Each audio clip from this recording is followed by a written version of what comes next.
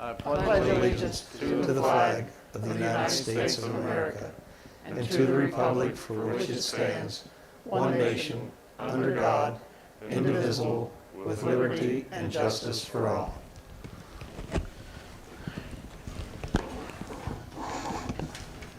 Morgan Township meeting, July 13th, 2020 at 7 p.m. Can I get a roll call, please? Mr. Updike? Yes. Mr. Brucker? Yes. Mr. Kolb? Yes. All right, and we will move right into the budget hearing first thing, and I will turn that over to Mrs. Reinhardt.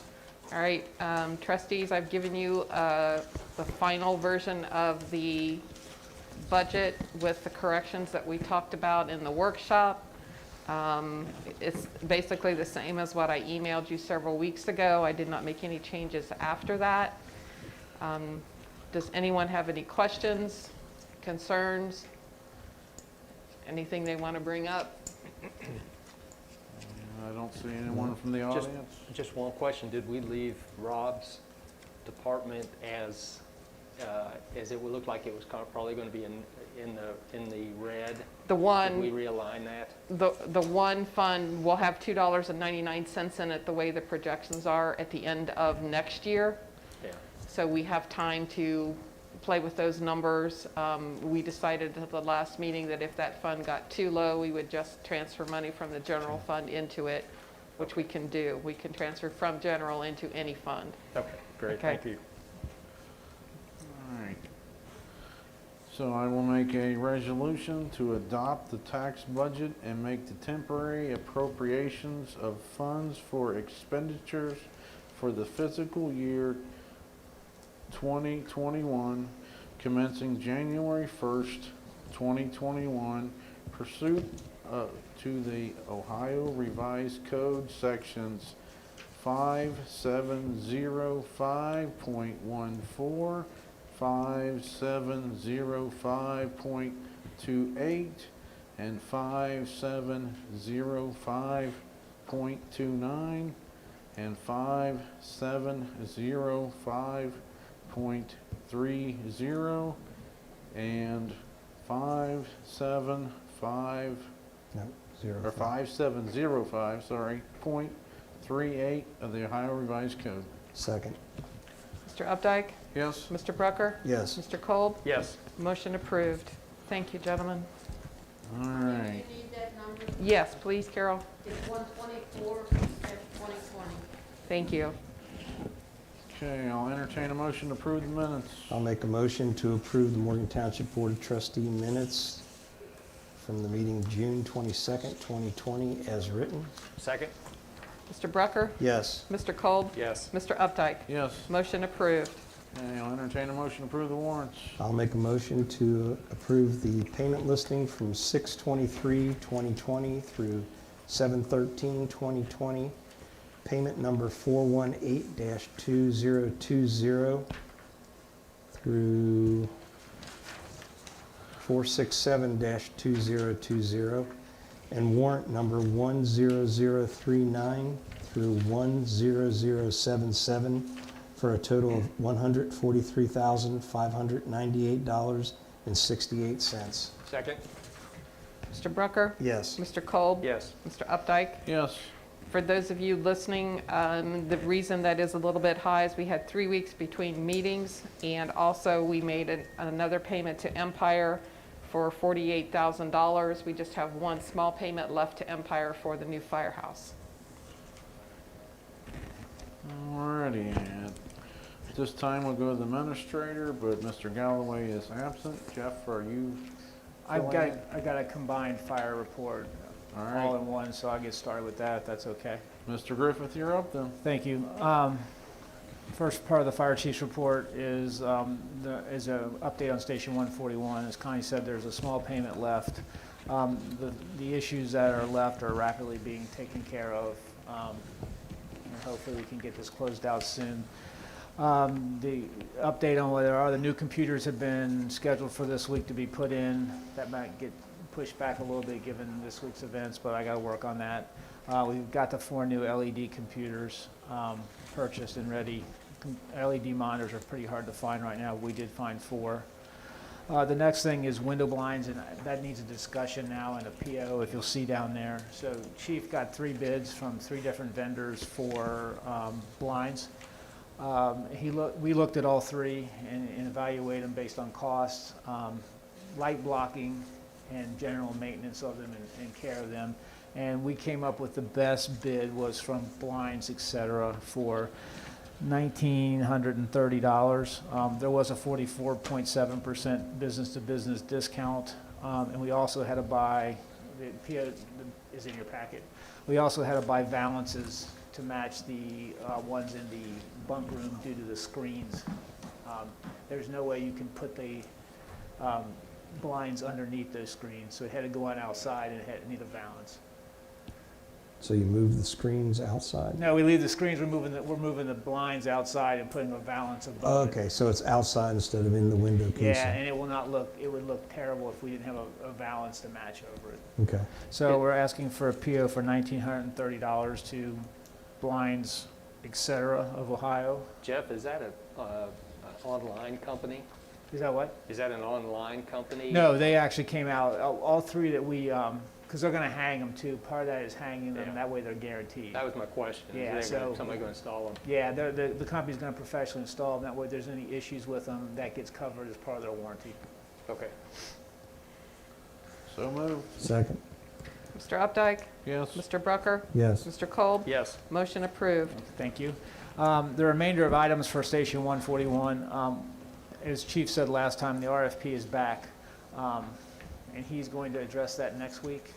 We did have to bump the system last week, so we have a couple more weeks to get the RFP, and he's got it almost narrowed down, but he wants to present it to the trustees he's done all the research for discussion at the next meeting. The new copier, Connie's got a discussion on that. If you want to do it now, Connie, does that Sure. make sense? Okay, we got quotes or bids or proposals from 3 different copying companies, from ProSource, who currently has the copying contract at the firehouse, from Modern Office Methods, who has the contract here in the admin building, and also from Woodhall, which was just someone who contacted me, and they were looking for business during all of this. And Chief and I went through all 3 bids, and we believe the one from ProSource is the best bid. The copier was less than $300 more than the one from Woodhall, but it had some features that the other one doesn't.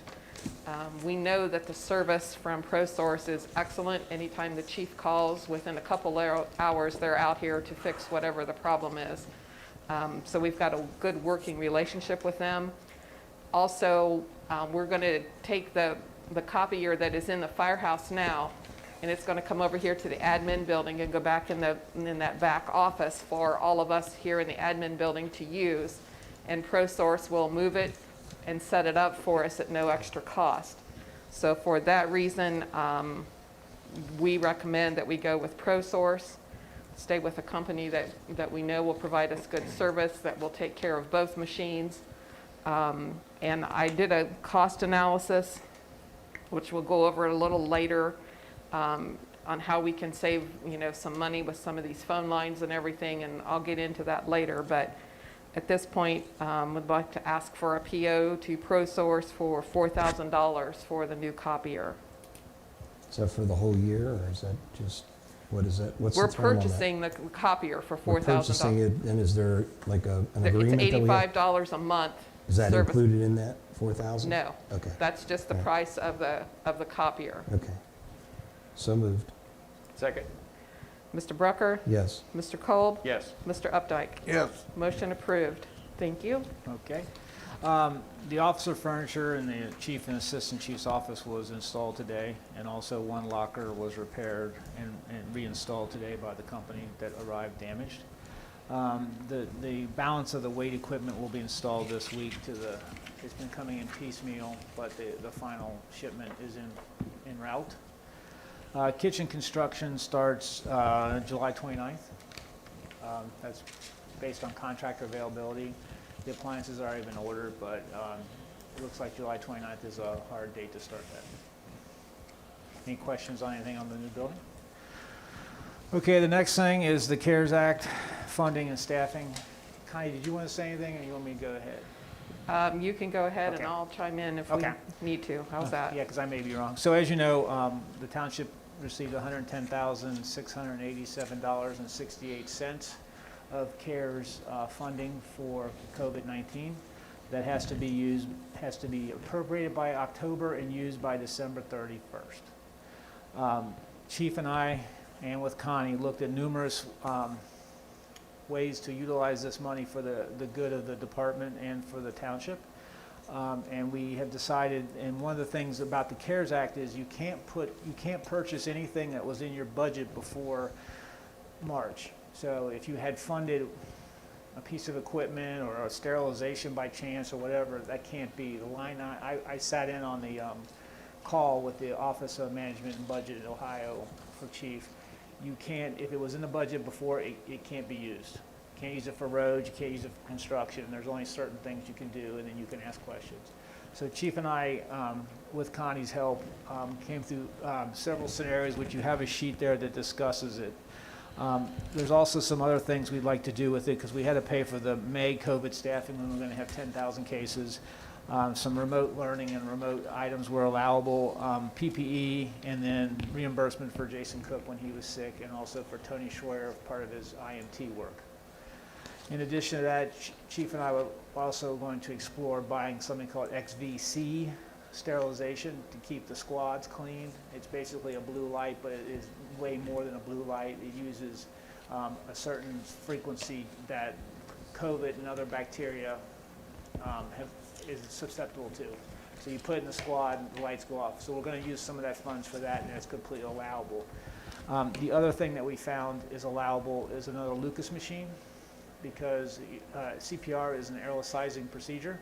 And if you put a machine on, that person's not getting the air into their face. So that has been ruled a allowable expenditure. So we have one right now? We have one, and we like to have two, because we get tired of going back and forth. Oh, did you get off that one when that one goes down? Or if that one's on a run and you got another cardiac arrest, you don't have another Lucas. For that, because So that came out late as a decision from OMB. So the next thing you can use it for is staffing. Chief was on the Southwest Ohio Chiefs call, and they have legal opinion that you can, instead of adding staff, because your EMS staff and fire staff respond to COVID anyway, you can dump it into your 2191 for us and use that for staffing costs. And we're always borrowing at the end from the general fund. That would take care of that. And also we would like to, for the remainder of the year, put a fourth on from Sunday 6 p.m. till Thursday 6 p.m. for staff. We have 4 on the weekends already. We just like to make it 4 across the board till December 31st. And that option is going to be with the defined benefits of Social Security, $46,504 by our calculation. It's option 2 on your paper. Yeah, option 2. what's the Lucas machine? 19,000. 19, I knew that was, I couldn't remember what. Yeah, I've already got the bid. This just came out late last week that was an allowable expenditure, because people are trying to find the things that decrease exposure. So we come to you for approval to add that fourth person 24 hours during the week, and then Sunday night, and then it would stop Thursday at 6 p.m. because we already have those. So is that option 2? 2? Yeah. We already have that rest of that built into the staffing, and at that point we believe we will not return any of the $110,687.68. So does that allow you to get 1 Lucas or 2? 1, because we have 1, so it allows us to get 1 more. It allows us to get the XVC ozone machines and pay these other costs already. PPE, Butler County EMA, which I'll get to in a minute, has 11 pallets, and there's no real PPE shortage in Butler County. So we're not concerned about that. So we just come for approval of option 2 for the expenditure of the CARES money. So that is $46,504. Then we already got spent basically 10,150. Yes. And then 19,000 for the Lucas. And then the rest What of about any of the time that we paid the road crew when they were off because of inclement weather? Or It won't work there from what I've No. been told. Yeah, it doesn't work. When you sit on the call with the Office of Management and Budget, it goes. They have a very rigid description of what is allowable, and if you have questions, you send them up, and they tell you in our mind yes or no, because these will be eventually audited. They've made that very clear that this is just not a pot of money you can throw in your general fund. It's an auditable event, and you better have your P's and Q's together. And Connie's got it dialed in. Will that cover, and I'm blank on her name, the new cleaning lady? No, because No. that was already It's in the already budget. And she's not doing any extra because of COVID. No line item that's in the line item as of March 19th can be used to cover this. If it was your Gotcha. line item as March 19th, it is not allowable expense under this, So it had to be above and beyond. above and beyond. So we don't have the fourth person, budgeted Sunday night to Thursday night day. So that's an allowable expense. Is it necessary, and will they spend more than 50% of their time responding to COVID? The answer's got to be yes. And it meets the. And So when they audit you, are they going to look at your runs and see how many COVID responses you had? No, because we don't know. That's true, but I You mean, can't, as far as we're concerned, every run's a COVID run until proven otherwise, and we don't sometimes get that communication. But we feel that is, and I wrote a very explicit email to the OMB with the exact questions, and we had a back and forth, and Chief has that documentation that I provided from the Office of Management and Budget. And once again, it's on us, but we feel we're on strong footing with it, and that it will meet the test. And then we'll use the rest to just those couple, it's usually a month or less that we don't make our EMS staffing from the levy and use that. And that's what everybody else is doing. And they have legal opinion from there. okay. So we'd like to go with option 2. We come to you for approval, then we'll put it in, and we'll have, hopefully 4. And then what that gives us is if, the idea of that is, and we can say it is, if 2 guys go out or 2 personnel go out on a run, we still have 2 back for the next run. And that's the real value add that in a COVID pandemic. And that's the talking point of it. So do we have to hire, or we have enough staffing to fill those? We have enough staff to fill it because right now the state of Ohio exempted the hour rule. So we have the staff Okay. and we have the people interested in working it. So it's not really like we did if it's approved for August, we can fill almost every shift with the people we have. And under the direction of Mike Stein from the County Auditor's Office, I found out what new fund number that we had to use because that was set out by the State Auditor's Office and how I needed to set that up. Mike helped me do that. I've got that all set up, and I've got more in that in my report too. But it's all out there, after approval tonight, ready to go. So. And the additional staff would be for like health departments who get contact tracers or other people who are adding people, specifically for it. It's the same thing. We're increasing our staffing to respond to a pandemic, and we have the people. So you don't have, and I clarified that with the state. You do not have to hire new people. It's just you add Shifts. Right, okay. So how much is that light gonna be, do you know? How much is what? The lights for in the, it can go from $3,000 to $1,000, and we're trying to find the best one and find the best one that's available. The side of that is they're basically ozone generators. So once you use it, it has to have a 45-minute aeration, which is fine, in our scenario here with 2 squads. But that's the only downside of it. But I've got journaled articles that say that this is a proven method of killing 99.99% of all bacteria, viruses, and so it's the best you can have. And you just put it in there and let it run. And then I'm good with that. Yeah, and it's called UVC light is what it is. So we'll be So you coming want- to you for that next once we find who's got them in stock and what the best one is. So that'll fall into the 110? Yes. Okay. Yeah, and then they also make a small one that you can actually carry around here and, a handheld wand. So we're going to look into buying one of those or 2 of those to have just to go around the station and kill every handle, pool, and everything. Because at some point, Cavicide you can't get. Cavicide wipes you can't get, so we ought to conserve those for the actual runs and day-to-day sterilization or cleaning. We could use this.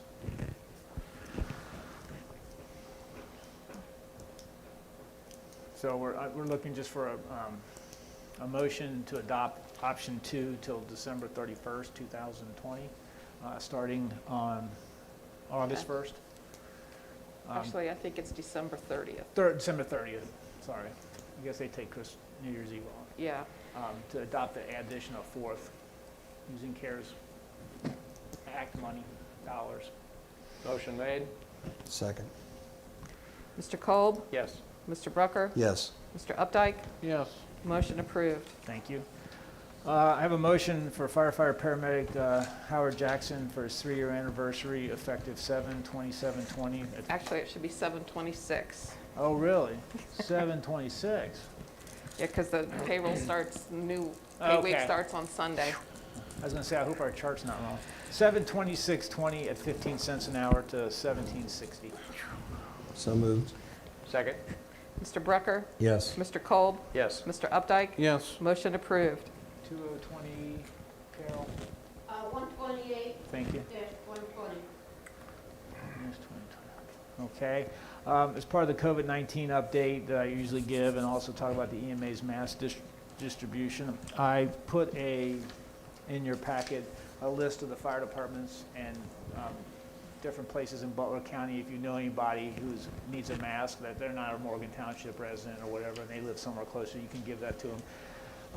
That started for some places on Friday. We started on Monday, today actually, 11 to 2. We have a tent outside with masks, information on how to wear a mask, and that we're asking for 1 per person per household. Butler County residents only. That's the exceptions to the rules. Most places are putting in somewhere where they're not having interaction with the public when they come in, either a common administrative area. We're just going to use the tent out here, set up every day from 11 to 2 and keep an eye on it, and distribute the masks that the EMA got. We received 4,000 surgical loop masks. Everybody received 4,000 from the EMA. So they just have to be a Butler County resident? Just not Butler County more? resident. That's it. How come ours says Station 140? Excuse me? How come on the list ours says Station 140? Isn't it 141? Well, it's EMA put that out. We're Okay. going to. The station is actually Is called Station 140. 140. Because like Riley's 130, 130. we're 140. Okay. It's all this stuff and it's 141, but the station's actually 140, and then the one down there is 141. Because like they actually call Chief 140. So he's Chief 141. So. Okay. So they're, that's out and about. So we started that, and that'll go until supplies last. Whatever that time is when you burn through 4,000 per. That's holding some back for, obviously, for all the agencies too. That's not the Butler County EMA's complete amount. Also, in your packets is the new risk level guidelines. If anybody hasn't seen it, Butler County is currently in red with a star heading towards purple. And part of also I put is the director's order. And the last page of the director's order, this has no expiration date. And the last page of the director's order says mass gatherings of 10 or more increase the risk of transmission of the COVID-19 virus. For the question, Tom, about the community center. Now, once you drop back, that's a different story. But right now, when you're at red, that's what the order. So there's no date? No date. No date? No, So- it's flexible based on where you hit in the different risk levels. So it just depends. It's a floating numerator or floating number was wherever we hit. How often is that calculated? They've been doing it by the day. Daily? Yeah, because and that's why Friday we went to red with a star, which means you're almost a purple. So there's subcategories. They're hoping that the mask directives start to see this down, or testing, or whatever happens, but that's where we're at now. Our supplies remain fine. There's plenty of PPE right now. The EMA's done an awesome job of keeping us supplied with no real issues. Any questions about COVID, anything? Now, what are the hours for the 11 to 2. distribution? 11 to 2. Can we put Monday that on the through- website? Yes, if you could. I blew it out on Facebook, and I also changed the sign on Friday out there. But 11 to 2, Monday through Friday, limit 1 per household member. And then Butler County residents only. Do they need to be present? No. No. There's some honor to this, you know, Yeah, I if know, they but- come and tell me they got 20, then I'm gonna have trouble, but, you know, some places are saying you can have up to 6. I mean, but, you know, we're gonna hope people, we had no takers today, so we'll see. Just wondered. If people need a mask, you know, they can get them. Any other questions about mass distribution or anything? Station 142, so this Station 141, the building is complete as far as paint, but Rob has to install the new doors and the soffits have to be finished before that is completely done. Also, I forgot to tell you, there's a, from the Ohio Township Association in your packet, it's a ruling from them, and the major thing that speaks to is that townships cannot mandate mask compliance. You can't do a mask order as a township, it's on page 2.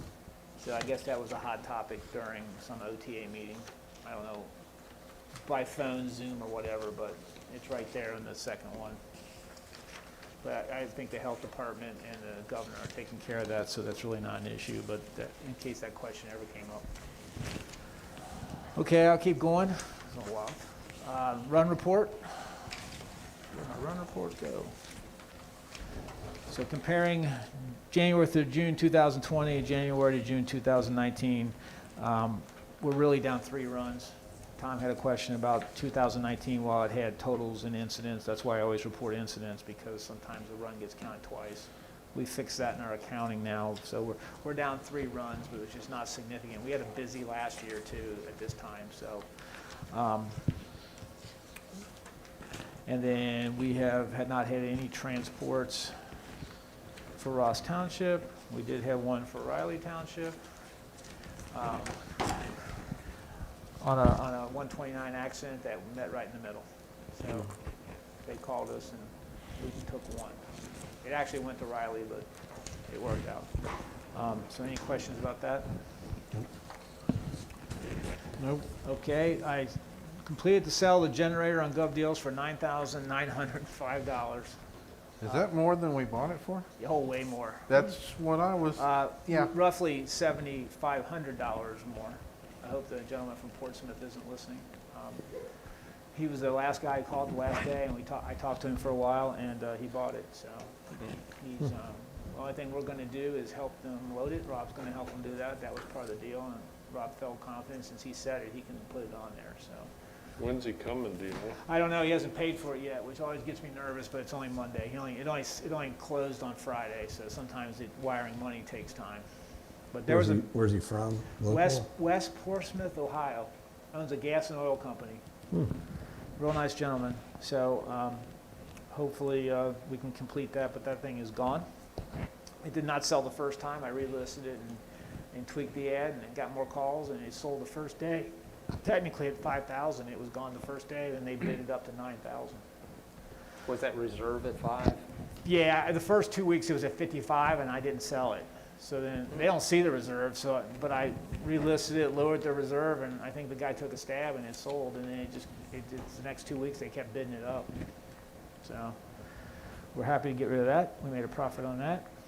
We also received, it's in your packet, $3,044.39 for the State of Ohio EMS grant that I applied for. I think the idea to possibly get that spent quickly is when we come to you with the Lucas, we're going to use 16,000 of the CARES money and 3,000 of that, and it gets it off Connie's books because that's an allowable expense also. Thank you. Yes, because Connie loves that grant. That's her favorite one. So I applied for that and received that. And that's all I have unless you have questions for me. Yep. Thank you. All righty, Mr. Brown. In the report there, we finished mowing for the 3rd time this year. The county's putting in culverts on California Road, as you all know. Tom, if you I think we can get the emails from the county to update the website, because it's still got from the very first culvert on our website that they Okay. did. Today, we put a culvert in on Bay Road. We'd said we was gonna take 2 days, but we ended up doing it in 1 day. At 6 PM tonight, I went and opened the road back up, so it's now open to traffic. We'll be working on the doors for the Shannon Firehouse.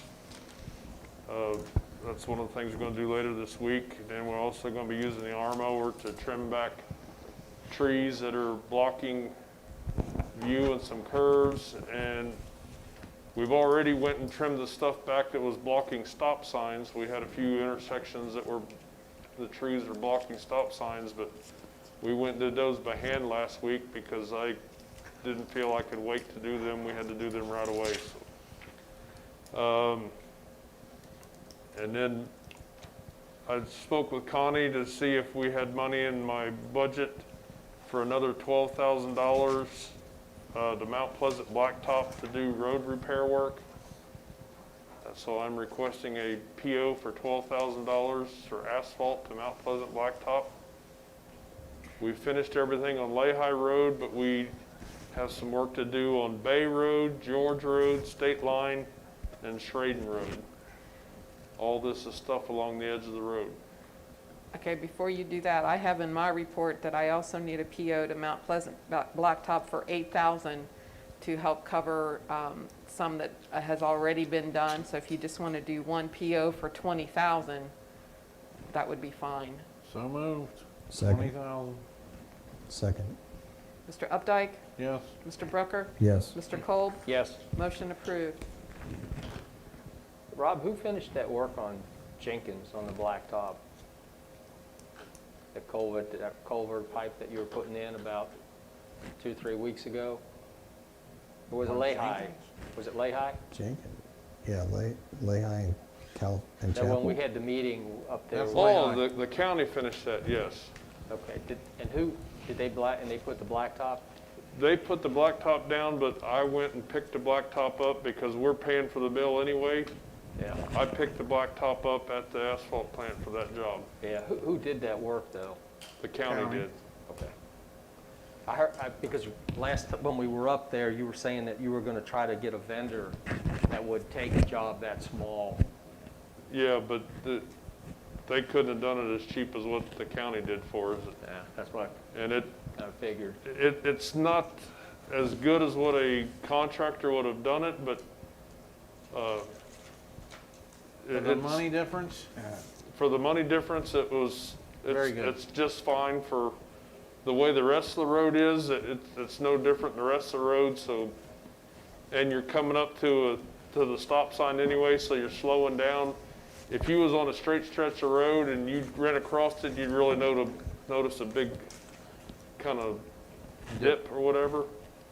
But since you're coming up to the stop sign and you're just taking off from the intersection, I don't feel it's an issue that warrants doing any more to it.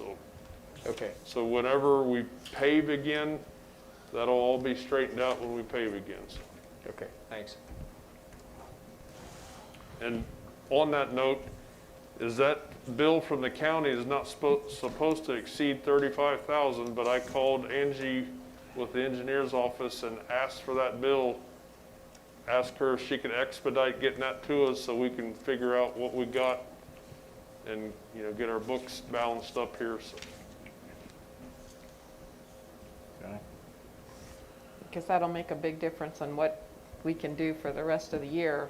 I've got the money set back, plus some, but we need to know for sure what we're going to need before we can take on many more projects. Copied down. All right, anything else? And just for the record, is the extra money that I'm asking for to blacktop, that is just to do repair work. That is not paving any one section of road or whatever. That is just repairing where the road is broken off on the edge of the road, or it's starting to crumble and going to be a pothole by this winter. We're just repairing various spots on those different roads. All right, for $12,000, it's not, wouldn't be any paving. No. And that's only about 200 ton of asphalt, so, Wow, it's expensive. and 200 ton sounds like a lot, but when you do 10 ton at a time, you chew that up pretty quick, so. Copy down. All right, Mr. Marshall? All right, you want to switch over, please? Okay.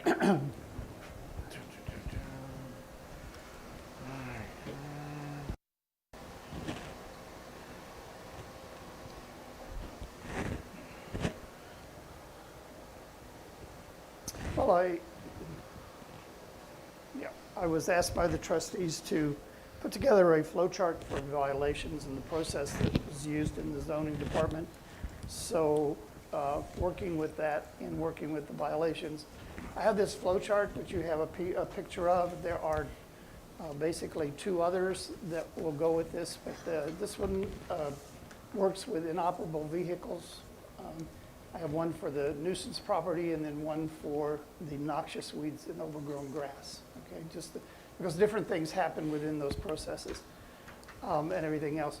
But first of all, we start out with a complaint received, and I will record it in the database, get it on it. I'll have to go out and do some investigation, take photos, and try to determine if it's operable. In my opinion, if it is, I'll send it over to you guys and say no, send it up to you guys. Where you guys will do an operable yes or no on it too. I want that way to go. And if it's no, then I'd like a resolution, just a simple one stating that. And then it'll come back to me in zoning, at which time I will then send letters. First one is a 20-day letter. I will also, at the end of that 20 days, check for compliance. And then it's kind of a two-way avenue here. If there's no compliance, then it goes back for the 10-day letter, the second letter.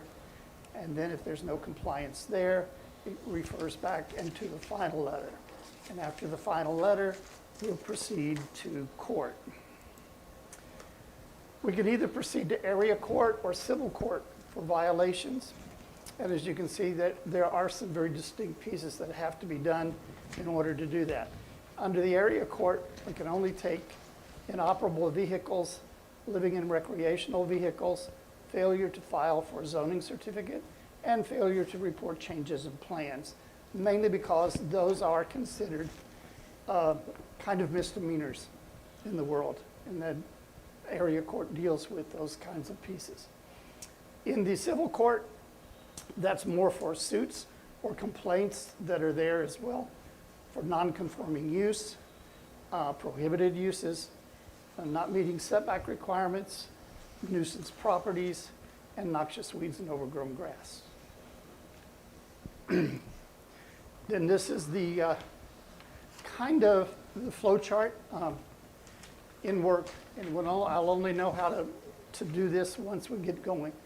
But a non-compliance from either of those, determine whether it goes to Area 1 or the civil court.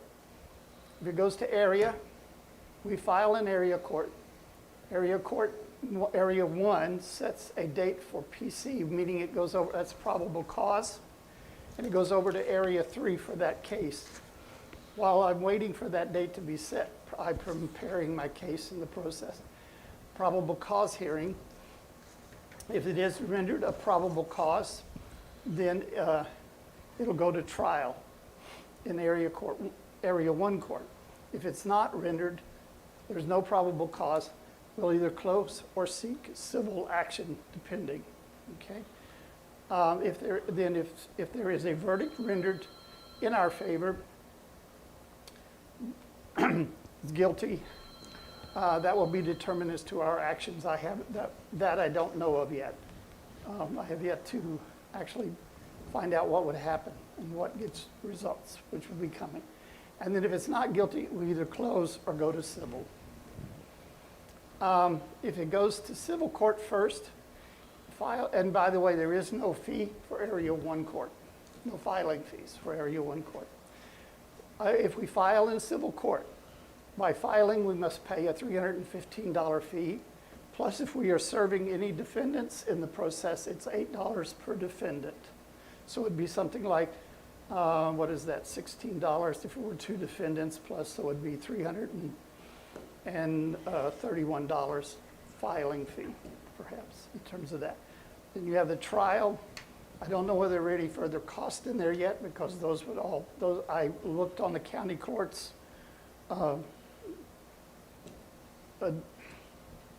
form detailing the cost, and I couldn't see anything for actual trial cost or anything at that point.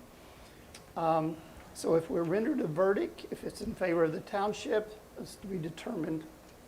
It would have to be the actions of the court to tell us what would be happening on. If it's in favor of the defendant, that's to be determined, because we could do a court of appeals, which would be very, very costly, et cetera, like that. So that's the basic flow.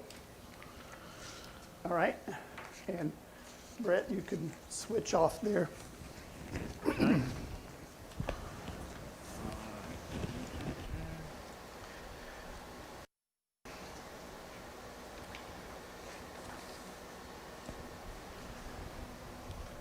Okay, Notice we're back on, yeah, Is it red? it's, Good. all right. Notice the status ORC violations, that's the one we'll be looking at. I've added some columns so that we help understand a little bit more. The columns that I've added are owner response. For each of the letters that I sent, if I get no response from the owner or there's no compliance, then you see I would move to each of those. I've updated those to all of the possibilities, given no actions, et cetera, and working onward. As of last week, I sent out to 44, wait a minute, Jenkins, 50, wait a minute, where's the one on Chapel? Oh, it's not listed. Oh, 4151 Miss Peck. I sent a letter to that property. I'm waiting back. It's the 20-day letter, okay? I further sent Mr. At 6439, the very first one, the inoperable vehicles, I sent the final letter, and that's due at the end of this week, at the beginning of next week. To further, it would be probably our first area court stepping in, okay? And everything else like that. Ms. Combs on Lehigh, she came in, filed her certification, closed it out, the fence is good to go, all right, because it hadn't been there. 7390, I meant to write this. I wrote, this has been a runaround on that part. The last time I called, I ended up going up to the level of the supervisor to find out on this. I have yet to receive any word back from him on the bid. It was to go over to the to the lender to be approved, but it was lumped in with all of the other pieces of work that have to be done on the property at 7390 and everything else. They can't break it out in there, but he did tell me that the cost, the bid for just mowing the grass around there was $1,200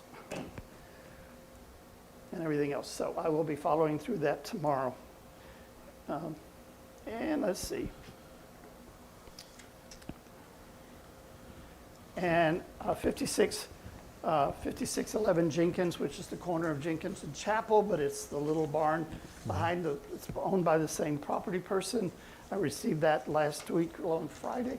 I need to get down and take the pictures tomorrow after we meet and get that started as well and get the letter out this week. All right. Any questions? No. Looks good, thank you. Thanks, Dale. Improving, I hope, Looks great. as we step through, okay? That's- All right, the last thing on my agenda today is the second quarter summary of revenue for the year so far of 2020. You can see that the leading moneymaker is accessory structures. I've done eight in this quarter alone and 12 overall. So that's brought in most of the money. But right now we stand revenue coming in at $4,971. And that includes, there was 4 lot splits and consolidations during that time. And I've got one coming in tomorrow, another lot split coming in tomorrow. Brosey has been very, very busy and everything else. The one tomorrow concerns a place out on California Road near the Hasselbrock place, and is part of, I hate to say this, but my understanding is that it's being worked to eventually go into Three Valley Trust. So, are there any questions on my quarterly? You also have with you, of course, the certificates that I wrote during this quarter, okay, during second quarter. Dale, I got one question. Do you know the vet that's down in Shandon? I think her name's Luann. She's back on Oh, the alert. vet, in oh, London. back on alert in London, yeah. Right. She had asked if she sold her business, would she still retain her zoning as a business? Yes, it's or- on B2 or 3, I think. I think she was under the impression that she was grandfathered in, or not grandfathered in. She was conditionally approved for that zoning requirement, and if she sold it, she would not be able to sell it to another vet. But if that, just wanted to see if you got any insight in that. Okay, that's Okiana Veterinarian, isn't it? Yes. She Yeah. lives, yeah. Where Dr. Rodenbush was Patty's Run, right? Right.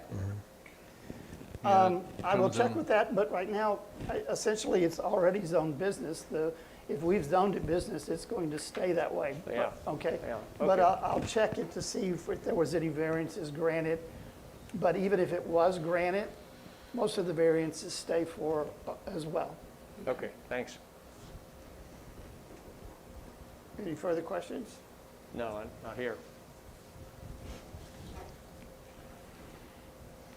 Okay, you done, Dale? I am done. All right, Ms. Reinhardt. All right, the first one we've already taken care of. I need a PO to Premier Companies for $4,000 for fuel for the road department. Hopefully this will get us through the rest of the year. So moved. Second.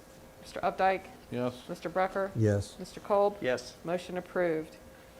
All right, I need approval to add Fund 2272 to the 2020 revenue budget for the CARES Act distribution, which as Assistant Chief Griffith said was $110,687.68, which was received from Butler County, and also added to the 2020 appropriations budget.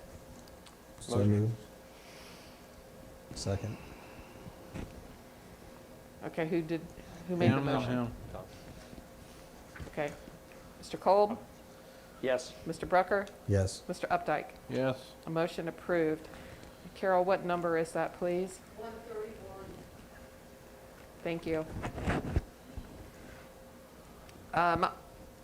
I've gotten the information from Premier Companies for our propane for the 2020-2021 winter season. I've also received a request from Blue Rhino, from a gentleman there wanting to know if we were going to put it out for bid. And so Chief and I and Rob have talked about this, and we feel the best way to do this is just put out an RFP for the propane. So I need your approval to go ahead and do an RFP for the propane purchase for the 2020-2021 winter season. We'll need to get that back so that we can vote on it in August, because I need to let Premier know by August 31st what we're going to do. Is that okay? Yep. I'm okay with that. Yep. Okay, so AC, are you going to be here tomorrow? Yep. Okay.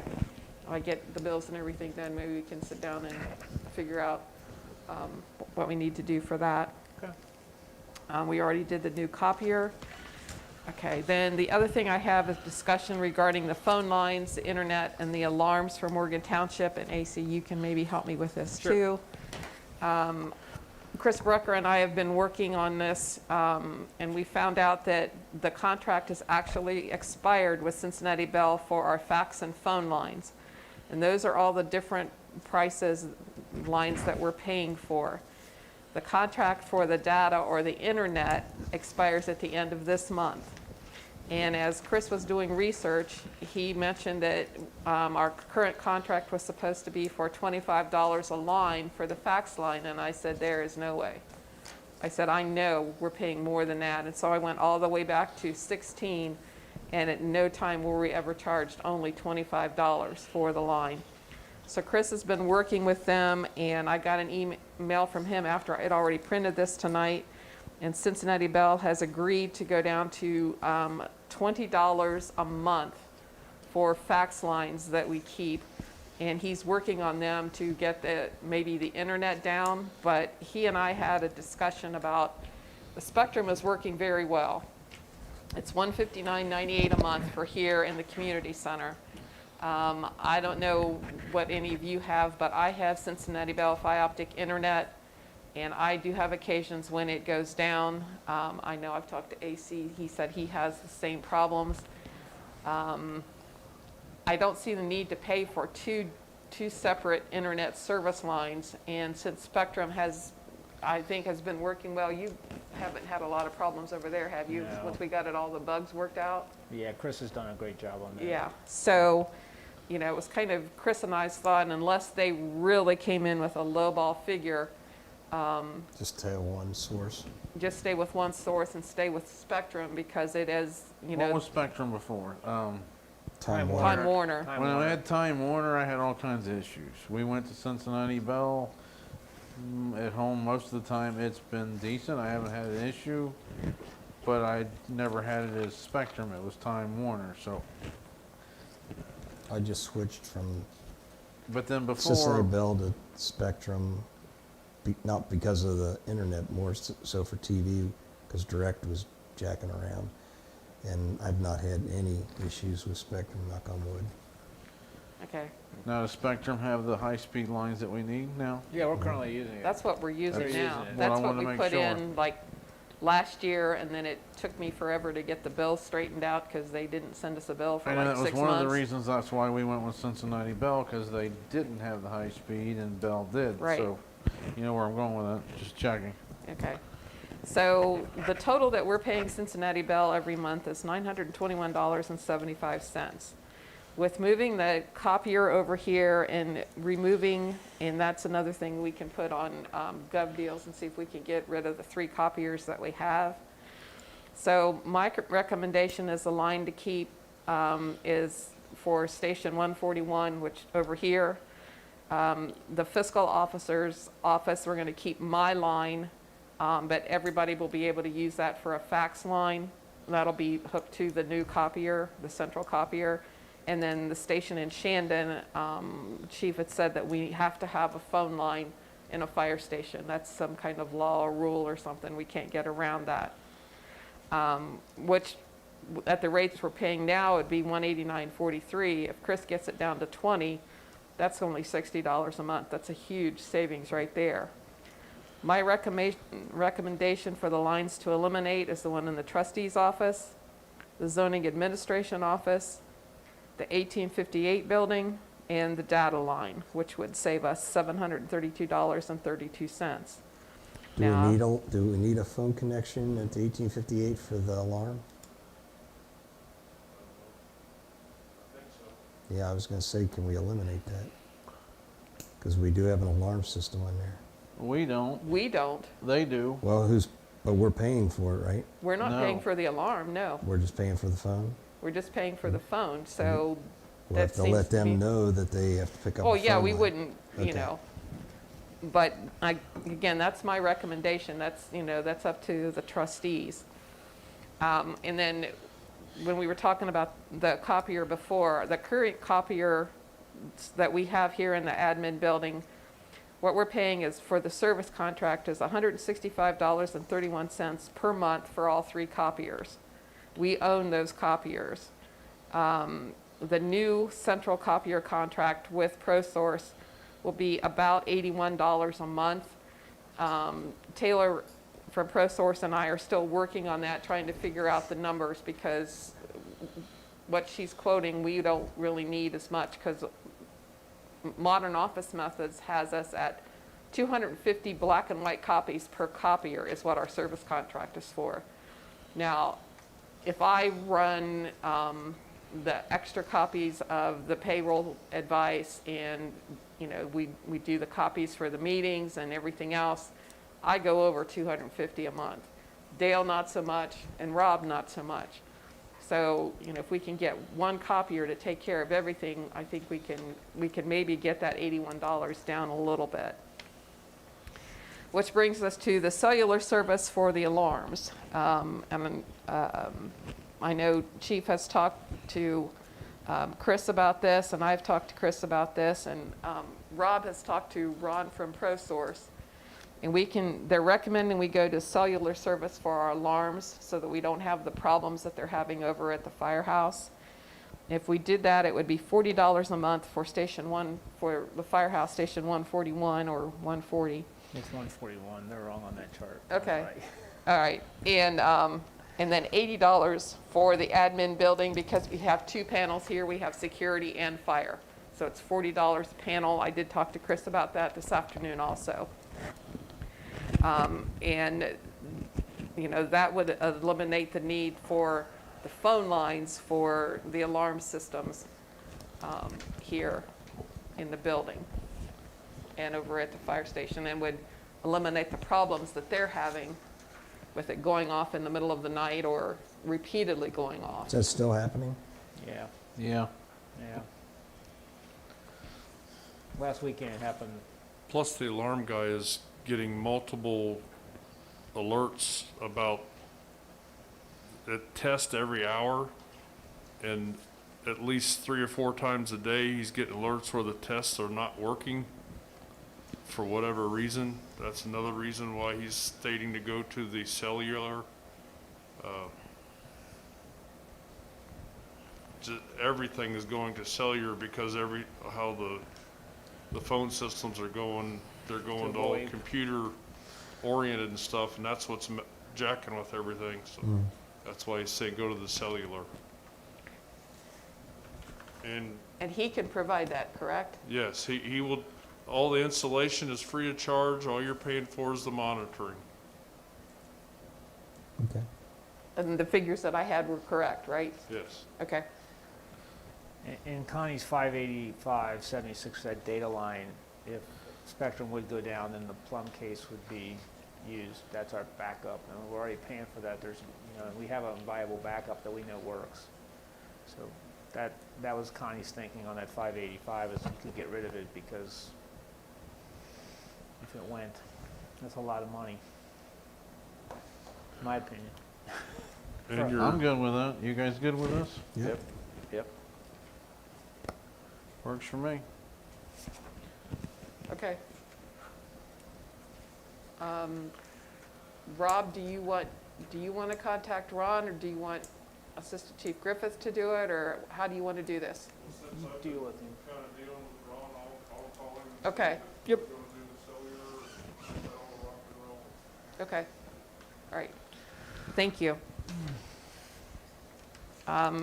So do one of you want to contact the Historical Society about the phone line Yeah, I down have there? to get with them anyway, because they wanted to start their meetings back up in August, and I told them I couldn't give them a definite until I heard, you know, I sent a note or texted Chief Galloway, and he said that the wine extended it through July 7th, I believe, to see how we did over the 4th of July, and I have Yeah, not. but it's still, Yeah, we're I still at the understand 10. Yeah, we're still, So, Um, okay. All right, I would like to kind of request, if they start their meetings back up, that they maybe not hold them here in the in the admin building, because of all the people that come in, all the potential for viruses being put in the air here for those of us who work here on a daily basis. I think I would feel more comfortable if there weren't 100 people coming in here. It sounds like they're not going to have it anyway, so, but, well, it definitely won't be in August, I can tell them that, right? I think they'd be happier down there anyway, because we can put the screen out for them. Down at the community They center. like the other technology anyway. Yep. Okay. Do we need to put up a projector down there for them? We had Like one, we but used to it was have the on fire here? departments. If we don't, Because I know we have in one zoning. somewhere, right? We had one down there. It was the fire departments. I don't know if it's still down there or not. Do we still have the projector that was up here? We should somewhere. It's be in that back room if we have it. I'll look. And if you don't, I have one in zoning that's in a case it's set up. It's not one well, I guess you could hang it from the ceiling, but Well, that's all they use. Yeah, we just set it on the Set on a table. table. set it on a table. Yep. Okay. Okay, and that's all I have. Thank you very much. Okay, we had a little unusual dinner Thursday night with the BCTA, and unusual, by the way, of we recognized the 4-H, 6 4-H students and hosted them and their family for scholarship award. And they handed out $1,000 to each of the awardees to help support their first year into college. So that was a very, very interesting evening to see that happen, and to see that we hit those points and those kids come through the 4-H and then go on to their college of their choice. And one of the things that were brought to my attention was how this all started. And it was, and most of you guys probably know this already, but some may not, that it was a Wayne Township trustee's son that was killed in an accident coming home from a 4-H camp in 1993. So the history of us supporting the 4-H program for scholarships goes back that far. And then to follow on to that, we still have our golf outing that's scheduled for the 24th of July up at Walden Ponds. And we've got approximately $12,000 now for corporate sponsorships that have come in. And the golf course they're managing the coronavirus support through the governor's office. So they watch that every day, and they tell the golf committee what they're able to do and what they're not able to do. So we're depending on them to give us a good support and all the technical resources that we need to have.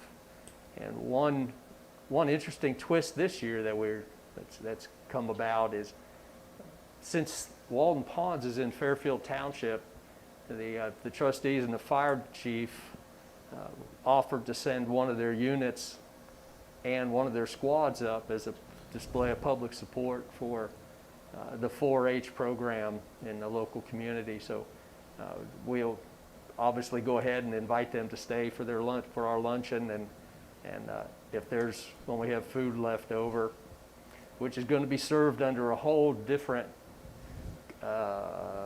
mandate that we've ever done it before with the new guidelines. So it's going to be different this year, but the main thrust of all of it is to have a safe outing and to generate as much funds possible for the kids that are going to go to Washington. If they go to Washington next year, they won't go this year, but all the funding will be transferred into 2021. So that's the idea of all this, and hopefully, Jeff, and if we don't go to Category 4, that's a whole different Yeah, kettle of fish right really there. to go to Everything's 4, off at that point. So it's a stay-at-home order technically. yeah, hopefully we're back. We stay where we are now. So Aren't we still on the 10-man? Yes. well, but I think that's for inside, is it not? Yes. For inside? Okay. 10 So- inside. Where'd you have the meeting at? At the fire department. Of course, it was open bay. So I think they must have, and from what the fire chief was saying, now I don't know if he was pulling my leg or what, but Jeff, you can probably answer this. Are fire support people We're exempt. not exempt from wearing face? We are not exempt. First responders, law, police, fire, EMS are exempt. They had many exemptions, children under 10 and whatever, but we are exempt. Okay, because it kind of thought, everybody else is in masks, but the fire staff and support guys were not, and that's what he You're said. So At Open Bay, everything seemed like it was well controlled. The food is always, served differently. It's always prepared in a box, But we given to you, and you don't touch instructed- anything. We've instructed our staff as far as supporting community support, that if we go to Hyatt's or wherever, we're to wear masks. Yeah. Okay. And then a follow-on to that is on the solid waste and recycling program. The Freon curbside collection for our township did not kick off like it was supposed to July 1st. Sometimes, some people this affects, some people don't. You might know somebody that has some appliances they're trying to get rid of. But if you call into the Freon disposal units that's supplied on the website for solid waste program, they'll take your name and requirement and then get back to you as soon as they are able to pick these units up curbside.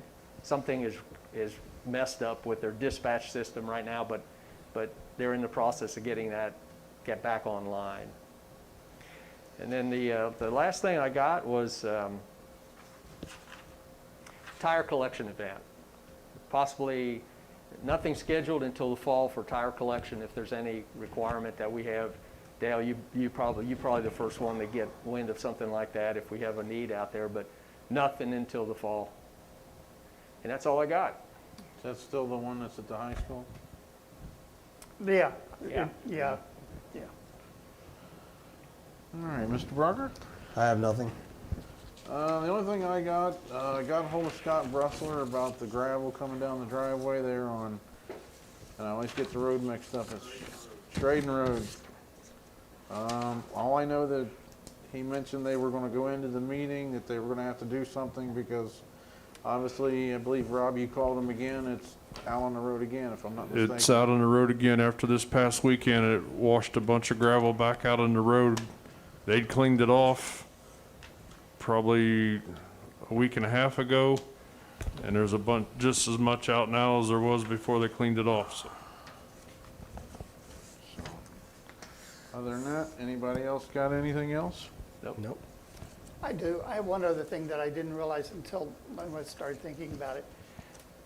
You know the property that's across from the bank in Okeana, the 6228, the empty lots? that Or are the one sitting where on- the guy had the camper for a little while? Right, Yeah. right. Well, the A2 Property Solution gentleman called me again today. I haven't gotten back with him on this. He is still trying to sell that and get it developed. He just cannot understand that being able to develop this piece of property is going to cost some money if they're going to develop it at all. Because yes, our zoning could allow for it to be developed in a B3 fashion, and the setbacks are nominal and everything else, but meeting parking requirements, making sure the water is controlled, the flow, rainwater, except stormwater, and all of that's controlled, since it backs up to the back of that hill, and then up to the railroad tracks from there. Everything else, there's concrete foundations that still need to be removed from it, from the old grist mill, from the mill itself that was still there. And I keep telling him, I don't think the man has ever walked onto the property at all to even see it. I mean, So what did he want you to do?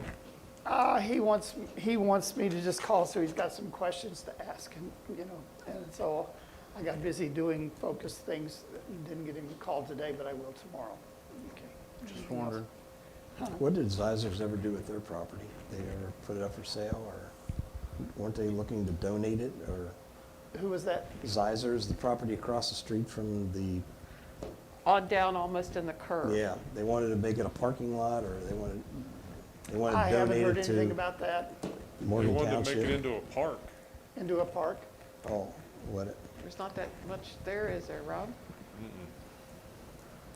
I mean, I really haven't heard okay, that. I didn't know, I just, And the biggest part of the property is on the back side of the railroad tracks. Yeah, that's, Right, That's part of the problem, is That's the part of the tracks problem. split the properties. right. I mean, there's a little bit of these property, of the 4 little parcels in there, there's a little bit of each of those parcels back behind the railroad tracks, but what can you do with it? Okay. And everything. Anyway, he's got it. He's keep asking every now and then. And then as far as, I got a call from Mr. Sauerland, which is, then we're down in Shandon, across from the way there, that we rezoned the property for. Apparently, he has had 3, or he's working with 3 different people for opportunities to sell. So I got it, and I've called him twice to return his call, and he hasn't returned my call. We're playing phone tag. All right? As soon as I know anything about those, I'll let you know. Any updates on Dollar General? Gone, totally. Totally gone. Totally gone. Good. At this point. Huh? COVID killed it. COVID killed it, yes. Well, actually, the fact it couldn't, excuse me, Parking. it couldn't Alright. perk and everything. I'll entertain a motion to adjourn. I'll make a motion to adjourn. Second? Mr. Brucker? Yes. Mr. Kolb? Yes. Mr. Updike? Yes. We are adjourned.